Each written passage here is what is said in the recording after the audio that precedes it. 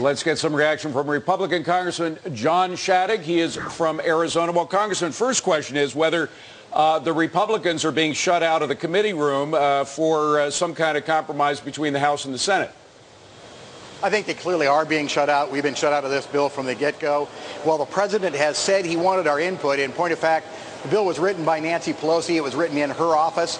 We went through a 12-hour markup in the Commerce Committee.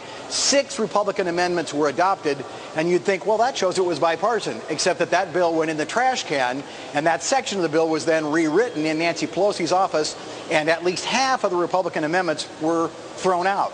So right now, there's no more inclusion of Republicans than there was before. This is going to be a Democrat stimulus bill that many of us believe will not create the jobs the nation needs. There are, Representatives, certainly some important tax cuts that some people feel are valuable in this. I would imagine that being along the lines of what some Republicans would have liked if those end up working. Right now, you're telling us that this is simply a Democratic stimulus. Will you let the Democrats take credit for tax cuts that actually work there, or will you then turn and say, well, that was our part of it? Well, it's going to be difficult to see which parts of the bill work. Interestingly, one of the criticisms by Republicans of the bill is that the spending occurs almost 2 years out. Much of it occurs in 2011. The tax relief occurs immediately. But at the end of the day, if it winds up being almost essentially a Democrat bill, period, say a handful of Democrats on the House side and a handful of Republicans on the House side and a handful of Republicans on the Senate side, then the Democrats will be entitled to take credit for it. This is not what the president said the other night. It is not a debate between this bill and nothing. As Republicans, we believe a bill needs to pass and that a bill can pass, but not a bill that's just an amalgam of spending programs which won't actually stimulate the economy. Well, Congressman, we are being told now that at the top of the hour, at 3 o'clock Eastern time, we may get an announcement about some deal between the House and the Senate. If, in fact, there are these 3 Republican senators, the 2 senators from Maine and Arlen Specter from Pennsylvania, is it fair to call it a bipartisan bill?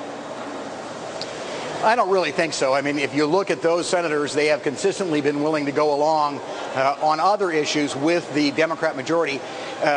It would be a bipartisan bill if there had been bipartisan input in the crafting of it. I'll talk about one provision. There's a provision in this bill where we are going to fund to the tune of $1.1 billion a government program that will decide what care and what drugs Americans can get in a rationed health care system. That's not an idea that Republicans embrace. And interestingly, 17 House Democrats have today said, please strip that language out of the bill. It will be interesting to see if the conferees listen to a bipartisan plea for removing something that will lead to the rationing of health care in America. Representative, we're about, as we hear, although the time is a bit fluid, 25 minutes away from the official announcement, possibly, that we would at least have something here. You said that this is not, while you believe something that is needed, it's not what is called for. What should it look like, Representative? Well, I think across the board, Republicans would like to have seen it focus on the kinds of things that would have stimulated the economy. If there is to be spending in it, let's do the kind of infrastructure spending, roads, highways, bridges, that testimony would have shown will create jobs. But let's also have it not take so much credit away from the private market. How about having it focus on mortgage foreclosures? I have constituents who are at risk of losing their homes. This bill does nothing about mortgage foreclosures.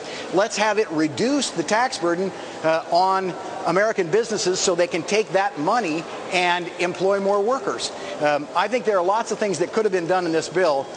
Indeed, we could have held hearings to see what in the bill would have created jobs, as opposed to not holding any hearings or getting any testimony on what would create jobs, what government spending would create jobs, and what government spending won't create jobs. Instead, this was just every program that the Democrats have wanted for the last 14 years thrown in. Interestingly, the theme of the bill is all government spending stimulates jobs except national defense spending, because in this bill there is virtually no spending on national defense. John Shadegg, who represents the 3rd Congressional District in Arizona. Great to see you, sir. Thanks for being here. Thank you very much. My pleasure. And now let's go back to the hearing, and we'll be dipping in as news warrants, so stay tuned. That one of you failed to disclose comes to light and the situation gets worse. So